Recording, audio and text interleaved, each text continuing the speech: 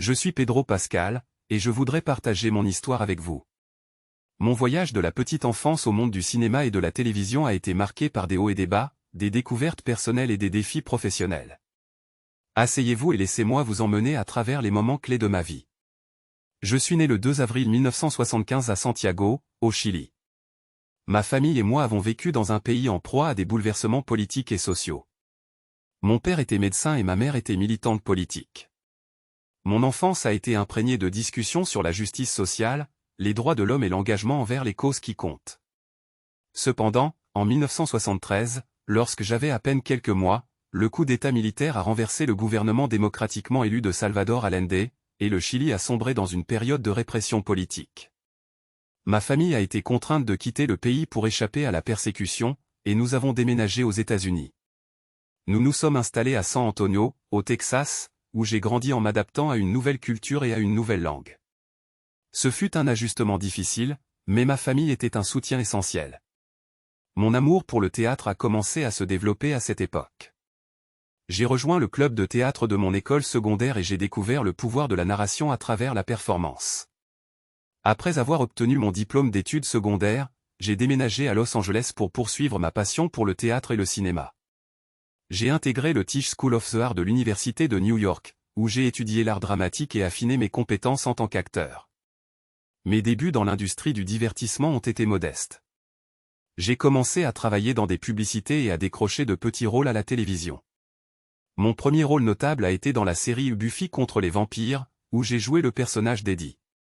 C'était une expérience excitante, mais ma percée majeure est survenue quelques années plus tard. En 2011, j'ai été choisi pour le rôle d'Oberyn Martell dans la série télévisée à succès Game of Thrones. Le personnage était complexe et fascinant, et il a été un tournant dans ma carrière. Ma performance a été saluée par la critique, et j'ai acquis une notoriété mondiale grâce à ce rôle. Cependant, ma carrière a également été marquée par des périodes difficiles. Après Game of Thrones, j'ai dû faire face à des rejets et à des périodes d'inactivité. Il est facile de se sentir découragé dans cette industrie, mais j'ai continué à persévérer et à travailler dur pour développer mes compétences en tant qu'acteur. En 2015, j'ai eu la chance de rejoindre le casting de la série Narco, où j'ai joué le rôle de Javier Peña, un agent de la DEA. Cette série a été un succès critique, et elle m'a permis d'explorer un personnage complexe et de plonger dans l'univers sombre du trafic de drogue en Amérique latine. Mon expérience sur Narco m'a également donné l'occasion de revenir en quelque sorte à mes racines latino-américaines. J'ai toujours été fier de mes origines chiliennes, et j'ai cherché des moyens de mettre en avant la culture et les problématiques de l'Amérique latine à travers mon travail. En 2019, j'ai été choisi pour le rôle-titre dans la série The Mandalorian, une production emblématique de l'univers Star Wars. Jouer le chasseur de primes masqué, Din Djarin, a été une expérience incroyable. La série a été un énorme succès et a attiré une base de fans dévoués. Cela a également marqué un autre tournant dans ma carrière, car j'ai été reconnu comme l'un des acteurs les plus en vue de l'industrie. Pendant ce temps, j'ai également continué à travailler sur des projets cinématographiques. En 2020, j'ai joué dans le film Wonder Woman 1984, où j'ai incarné le personnage de Maxwell Lord.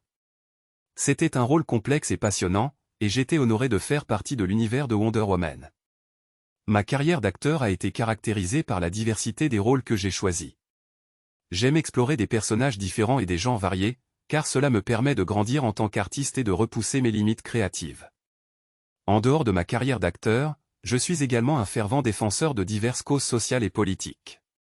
Mon expérience en tant que réfugié et mon héritage latino-américain ont nourri mon engagement envers les droits des réfugiés et l'équité dans l'industrie du divertissement.